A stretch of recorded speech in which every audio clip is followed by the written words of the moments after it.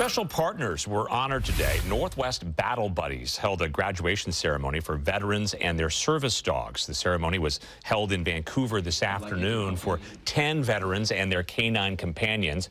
Northwest Battle Buddies gives professionally trained service dogs to veterans battling PTSD.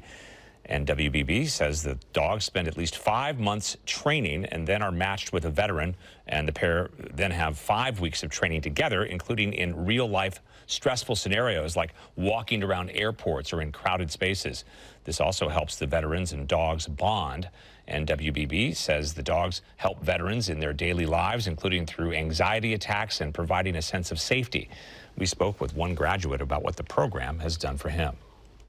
I've been able to go into grocery stores again and take my time and not rush through life, and you know, just being present with just my family even. I mean, just at home and not wanting to avoid everything, because just not, I don't always feel safe, you know, just after coming back home and everything like that.